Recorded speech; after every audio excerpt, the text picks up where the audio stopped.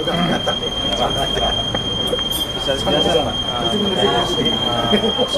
aksi background yang kelihatan? Ya, aksi besok itu tidak ada lain adalah untuk menuntut gubernur supaya mencabut SK pertamanya dan diubah menjadi SK yang mengakomodir rekomendasi dari Bupati dan Wali Kota Provinsi Banten.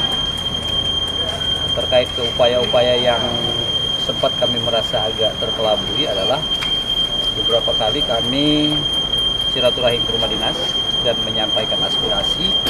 Permohonan itu pun tidak berlebihan bahwa kami mengharapkan beliau bisa kemudian seperti yang diamanatkan oleh Undang-Undang 13 2003 itu spesialisnya adalah pasal 28, 29 sampai 30 itu sampai tamat tentang mekanisme penetapan upah minimum. Kemudian juga di PP 78 sebenarnya tidak juga menggugurkan Dewan Pengupahan untuk survei. Yang 5 tahun kemudian diperiksa itu adalah KHL, baik itu kualitas maupun kuantitasnya.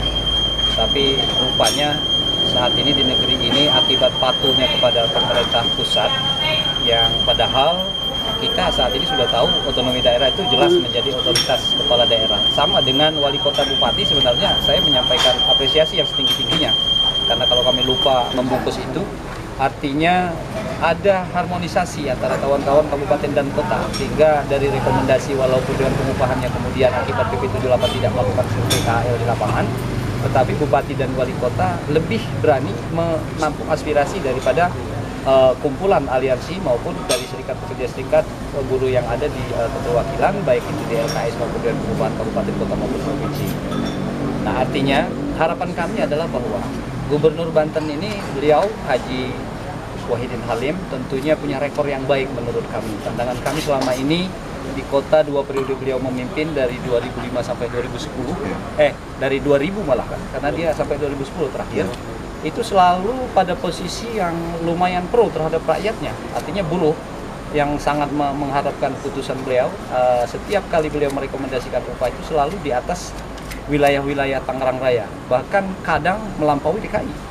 Nah, begitupun itu kami sampaikan, beliau sepertinya menangkap dan beliau akan aspiratif menurut pandangan kami ketika itu, karena ya ngobrolnya asik sekali lah, tak ubahnya seperti kami sebagai anaknya mengadu kepada Bapak, karena beliau nomor 1 di Banten ini, mestinya kerja pertama dia menandatangani tidak kemudian menimbulkan sakit hati yang sudah lewat kami beberapa kali yang lalu. Kalau kadisnya tetap kadis ini juga, zaman PLT, kemudian dari zaman Pak Rano ketika itu juga sama, ketika rekomendasi kabupaten kota itu dirubah menjadi PP 78, begitu PP 78 diterbitkan di 2015. Nah, hal lain adalah kekecewaan buruh ini lebih kepada persoalan angka yang direkomendasikan itu lumayan angka signifikan. Ketika kita tahu dari masing-masing kabupaten kota itu ada angka yang sudah direkom, tetapi kemudian dekat dengan PP 78, kalikan itu 1 tahun, kalikan itu jutaan buruh, kalikan kelipatan ketika dia kena dampak perhitungan akumulasi dari pendapatan buruh, yang notabene-nya sebenarnya itu pun masih pada lingkup kebutuhan hidup seorang pekerja lajang. Walau realnya kita ini buruh ini sudah menanggung minim-minim 2 anak.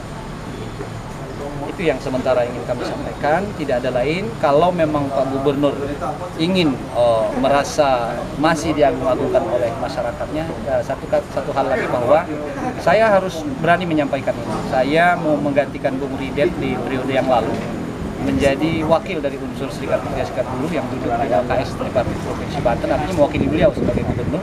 Dan itu pun saya sudah sampaikan apresiasi bahwa beliau di periode awal kinerjanya sudah bisa bertemu dengan kami. Artinya kami melihatnya ketika beliau bertemu dengan LKS, menganggap bahwa beliau sebagai ketua LKS, kan seperti itu.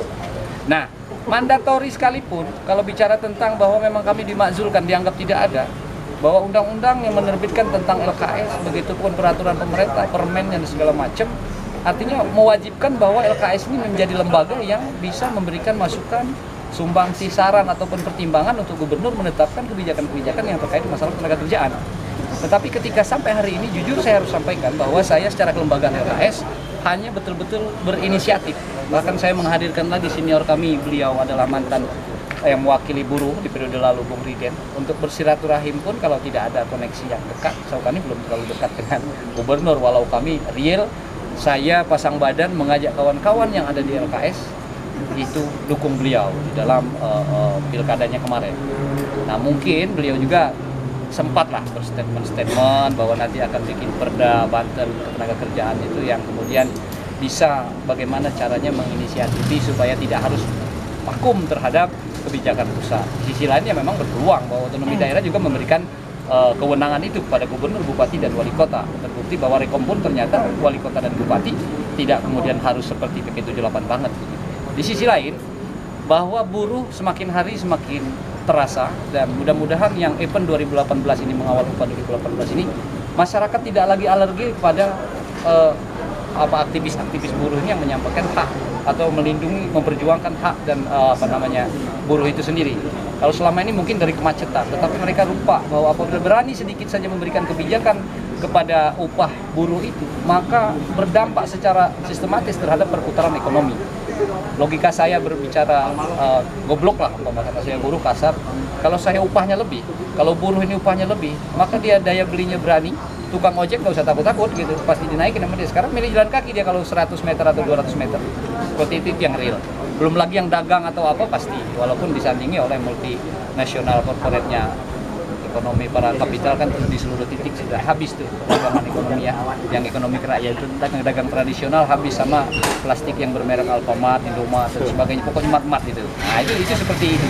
Yang masih melekat di kami adalah mendidih dada ini ketika melihat pemerintah kemudian tidak secuil pun memikirkan kepentingan rakyatnya.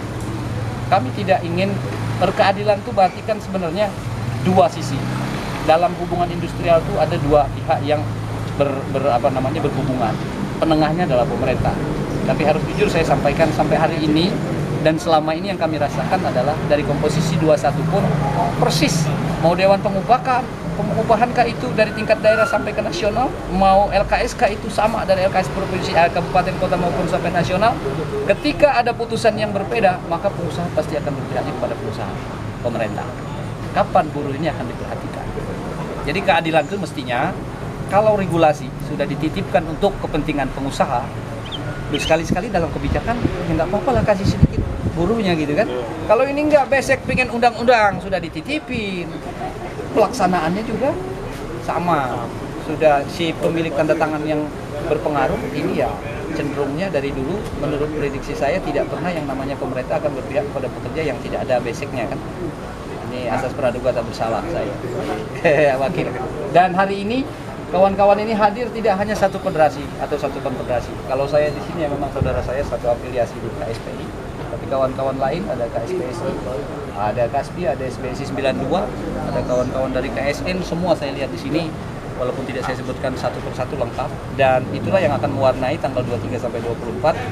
Surat tadi baru saja saya terlambat ke sini karena saya harus rakor internal, bahwa kami sepakat semua federasi memberikan surat informasi pemberitahuan bahwa kami akan aksi tanggal 23-24 itu. Untuk SPN saya akan menginstruksikan sementara tanggal 23-nya 5.000 anggota saya akan saya turunkan.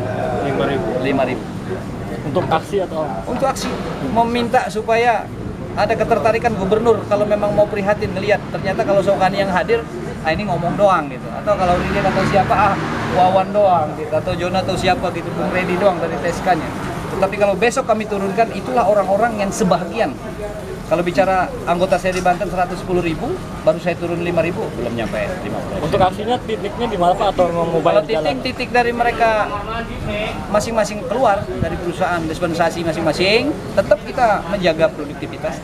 Tetapi dari perwakilan itu nanti tentu dia akan start dari tempat dia berangkat perusahaan, berkumpul ke tempat-tempat yang teman biasa berkumpul. Kalau umpama dari Tangerang Raya, ada yang di Simone, ada yang di mungkin di Manis, kemudian ada juga yang senang nyusul kawan-kawannya di kawasan-kawasan. Nah itu sudah tradisi bagaimana teknis pelaksanaannya. Kalau titik-titik yang marginal tentunya karena biasa untuk berangkat bareng itu menuju KP3B, Bitung itu udah pasti. Kawan-kawan yang dari kawasan Cikupamas pasti di daerah-daerah Kedaton, Tol.